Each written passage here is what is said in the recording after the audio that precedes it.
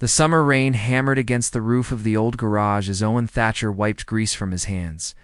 The 20-year-old mechanic had spent another long day, fixing engines and patching up ancient vehicles that most people would have given up on years ago. His small coastal town rarely saw excitement beyond the occasional tourist season rush, and Owen had grown comfortable with the peaceful rhythm of his life. Thunder cracked across the sky, louder than any storm Owen had experienced before. He stepped outside, squinting through the downpour at an unusual sight. The clouds above swirled with colors he had never seen, purples and silvers mixing with the gray storm clouds. Then he saw it. Something was falling from the sky, trailing smoke and sparks as it plummeted toward the beach. Owen jumped into his old pickup truck and drove as fast as he dared. Through the flooding streets, his heart pounded with a mixture of fear and curiosity. When he reached the beach, he found something that made him question his sanity. Half buried in the sand was a ship unlike anything from Earth. Its surface shimmered like mother of pearl, and organic curves blended with metallic panels. Smoke rose from a gaping wound in its side. He approached carefully, his boots sinking into the wet sand. The ship was warm to the touch, almost like it was alive. Owen had always been good with machines, but this was beyond anything he understood. Still, he could see the damage clearly. Whatever powered this craft was leaking, and if he did not do something soon, the whole thing might explode. Owen grabbed his toolbox from the truck and got to work. His hands moved instinctively, sealing cracks and rerouting what looked like energy channels. The ship responded to his touch, its surface rippling under his fingers. He lost track of time, completely absorbed in the repair work. The rain had stopped when he finally sealed the last breach. A soft hiss made him jump back. A door he had not noticed before slid open, and light spilled out onto the sand. Owen held his breath as a figure emerged from inside the ship. She was the most beautiful woman he had ever seen. Her skin had a faint luminescence like moonlight on water, and her eyes were the color of deep space, dark blue with flecks of silver that seemed to sparkle. Her hair flowed past her shoulders in waves of midnight blue. She stumbled as she stepped onto the sand, clearly weak. Owen rushed forward, catching her before she fell. Her body was surprisingly light, and he could feel her trembling. She looked up at him with those incredible eyes, and something passed between them, a connection that made his breath catch. "Thank you," she whispered, and her voice was like music. She spoke English, though her accent was unlike anything Owen had heard. "You saved my life." Owen helped her sit down on the sand, his mind racing with questions. "Who are you? What are you?" "My name is Celestia," she said softly. "I am from a world called Aetheron. My ship was damaged fleeing from those who wish me harm. I crashed here by accident."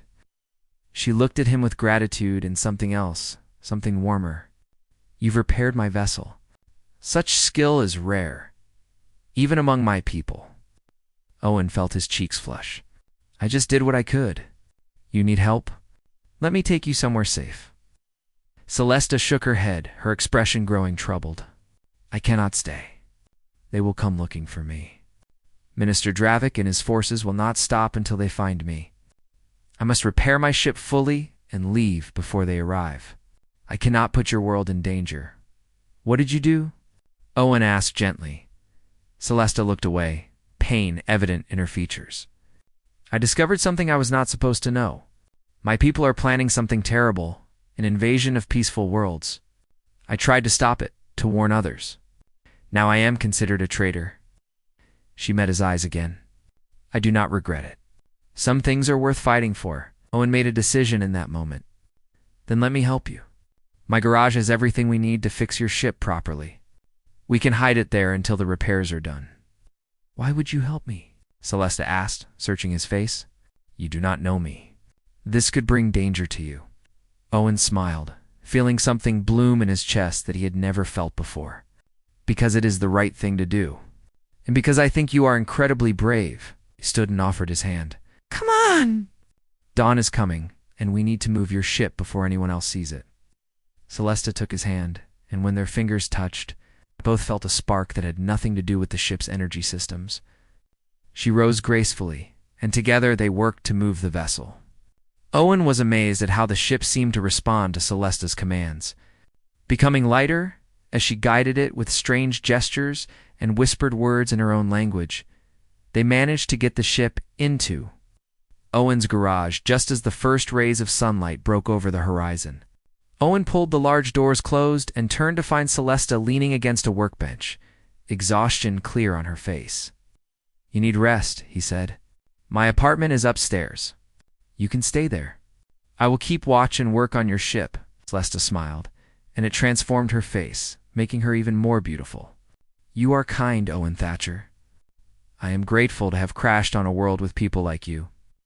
As he showed her upstairs, Owen knew his life had changed forever. He had spent years in this small town, fixing broken things and living a quiet life. Now he had met someone from the stars, and he felt his heart opening in ways he never expected. Whatever came next, he knew he would face it gladly. If it meant more time with this extraordinary woman, the morning sun streamed through the windows as Celestia finally rested, and Owen returned to the garage to examine her ship more closely. He had no idea that their meeting would spark something that would change not just their lives, but the fate of two worlds. Love, he was learning, could be as powerful as any technology and just as capable of bridging impossible distances. Owen spent the next 3 days working on Celestia's ship while she recovered her strength. Each morning, she would come down to the garage and watch him work, asking questions about his tools and techniques. Owen found himself explaining things he had always taken for granted. Seeing his world through her eyes made everything feel new and exciting. Celestia proved to be a quick learner. By the second day, she was helping him with the repairs. Her delicate fingers surprisingly strong as she worked alongside him. They developed an easy rhythm, passing tools without words, anticipating each other's movements. Owen caught himself watching her more than he should, admiring the way her hair caught the light, the graceful way she moved, the sound of her laughter when he made a joke. On the third evening, as they took a break from work, Owen made dinner for them both. Celestia sat at his small kitchen table, curiosity bright in her eyes as she tried Earth food for the first time. Her reactions made him smile.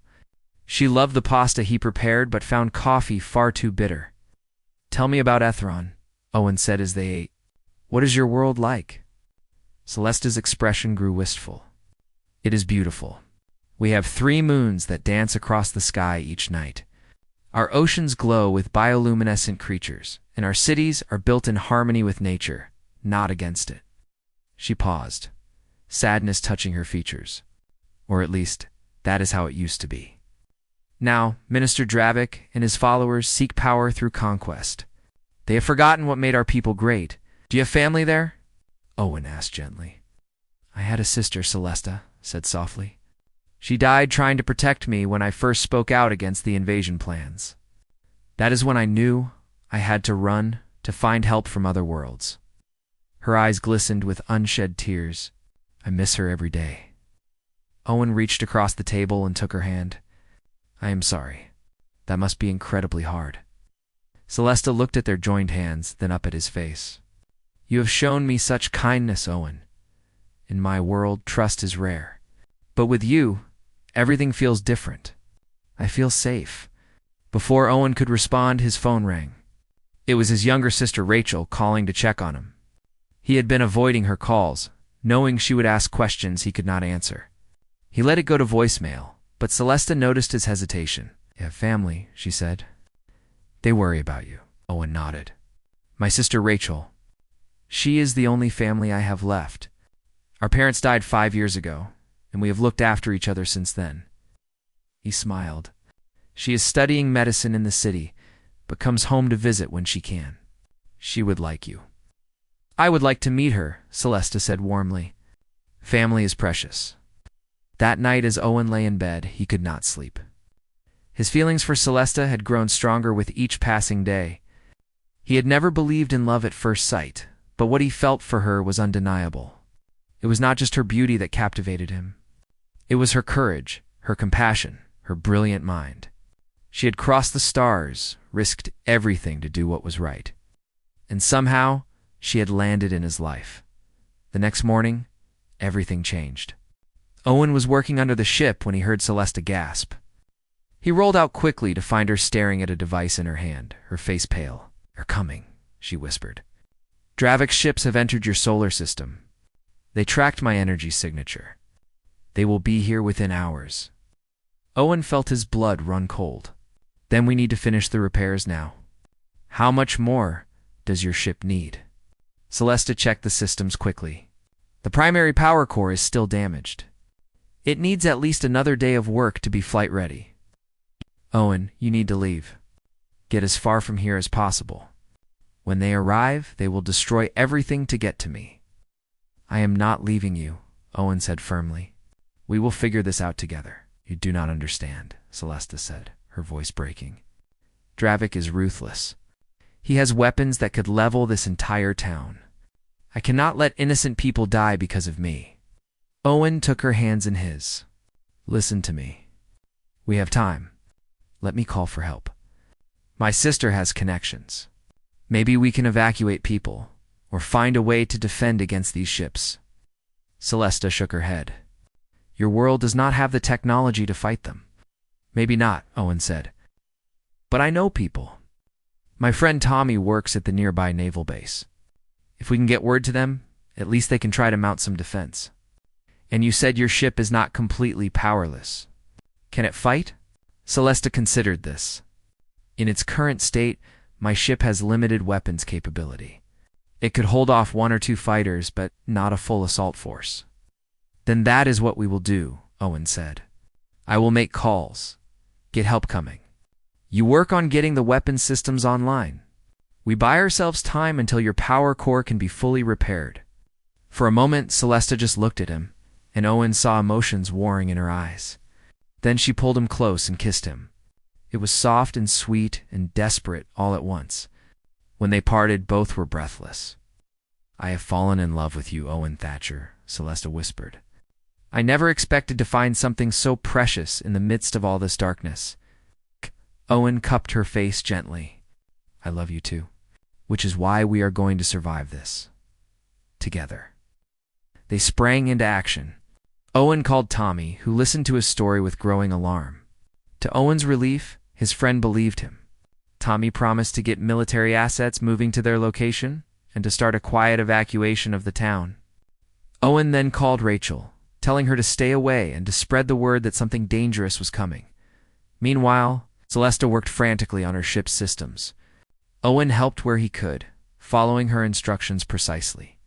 The weapons came online first, energy cannons that hummed with barely contained power. Then the shields, which created a shimmering barrier around the vessel. As the sun began to set, Tommy arrived with a small convoy of military vehicles. He was a tall man with a serious face, but his eyes were kind. He shook Owen's hand firmly. "I do not know what is coming," Tommy said, "but we are with you.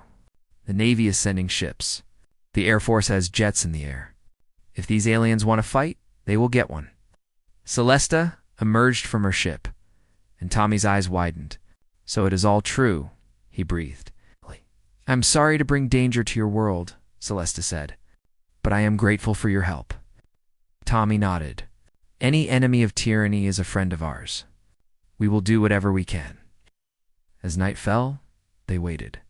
Owen stood beside Celestia, their hands intertwined.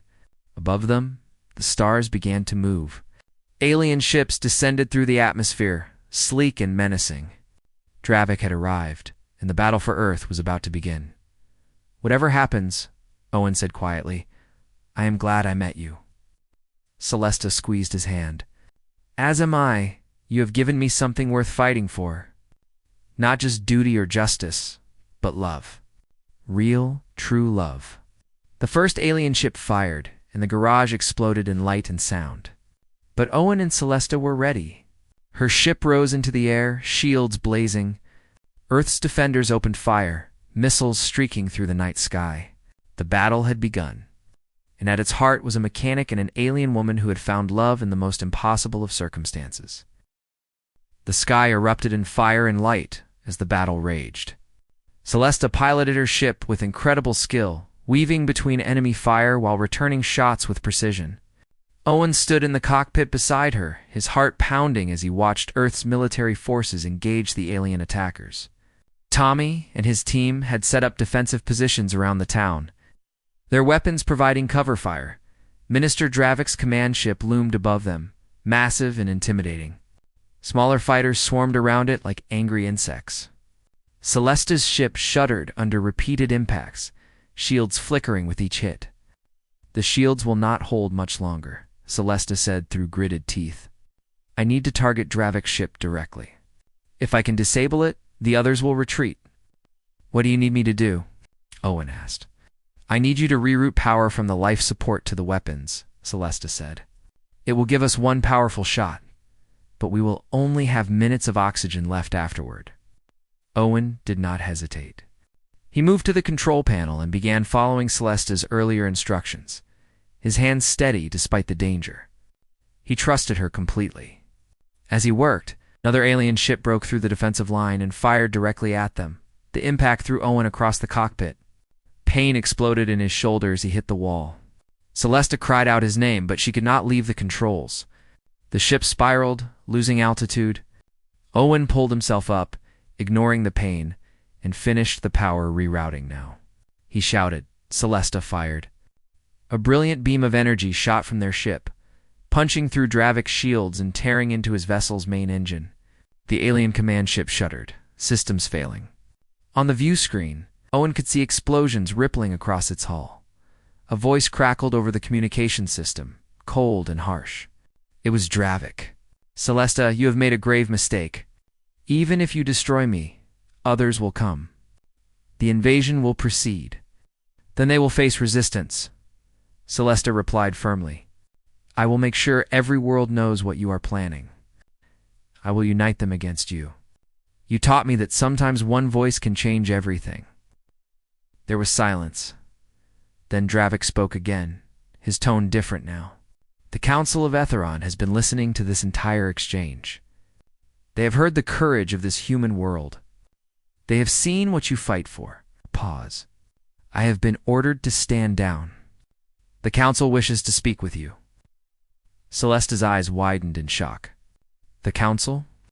Another voice came through, older and wiser. "Celestia, daughter of Aetheron, you were right to oppose us. We have been blinded by fear and the desire for security, but you have shown us another path. This human world, with its primitive weapons and brave defenders, has demonstrated something we had forgotten: the power of unity, of courage, of standing for what is right." Tears streamed down Celestia's face. "Then you will stop the invasion?" "We will," the council member said. "More than that, we will seek peace. We will reach out to other worlds, not as conquerors, but as friends. You have given us a great gift, Celestia. You have reminded us of who we truly are." The alien ships began to withdraw, rising back into the atmosphere. Dravik's damaged vessel limped after them, already beginning repairs. On the ground below, cheers erupted from the defenders. Tommy's voice came over Owen's radio. "I do not know what you two did up there, but it worked. They are leaving. The town is safe." Owen looked at Celestia, who was crying openly now. He pulled her into his arms, holding her close as relief washed over them both. "You did it," he whispered. "You saved everyone." "We did it," Celestia corrected. "Your world's bravery gave the council pause. They saw that humans would fight for what they believe in, even against impossible odds. That is a powerful thing." They landed the ship back in the garage, which was surprisingly intact despite the battle. As they emerged, they were surrounded by people. Tommy clapped Owen on the back. Military personnel wanted to ask questions. News crews were arriving. But all Owen cared about was the woman beside him. The council's voice came through a portable communication device Celestia carried. "There's one more matter, Celestia. You are no longer considered a traitor. You are a hero. We would welcome your return to Aetheron. We need leaders like you to guide us in this new direction." Celestia looked at Owen, conflict clear in her eyes. "I do not know if I can leave," she said softly.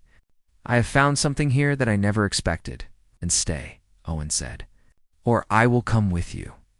I do not care where we are, as long as we are together." The council member chuckled. Young love, as powerful in the stars as it is on any world. Celestia, you may choose your own path now. If you wish to remain on Earth, we will establish an embassy there. You could serve as our ambassador, building bridges between our peoples. Celestia's face lit up. Truly, truly, the council confirmed. And perhaps this human, Owen, could serve alongside you. We could learn much from his ingenuity and his heart. Over the following weeks, everything changed. Earth and Aetheron established formal relations. Celestia became the ambassador, and Owen her chief technical advisor. His garage became the site of the new embassy, expanded and upgraded with both Earth and Aetheron technology. Rachel came home and was fascinated by everything, eventually becoming the embassy's medical officer. Tommy joked that Owen had gone from small-town mechanic to intergalactic diplomat in less than a month. But Owen did not care about titles. What mattered was that every night, he fell asleep beside the woman he loved, and every morning, he woke up to her smile. 6 months after that first meeting on the beach, Owen and Celestia stood together watching the sunset. The sky was full of ships now, peaceful traffic between Earth and Aetheron. Trade was flourishing, cultures were mixing, and both worlds were better for it. Do you ever regret it? Owen asked. Giving up your old life? Celestia leaned against him, her head on his shoulder. Not for a moment. I was running from darkness when I found you.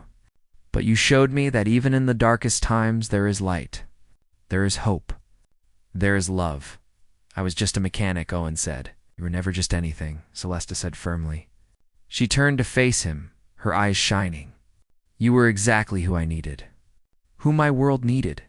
Sometimes the universe brings people together for a reason. Owen pulled a small box from his pocket. Inside was a ring crafted from metals of both Earth and Aetheron, symbolizing their two worlds united. Then marry me. Be my wife.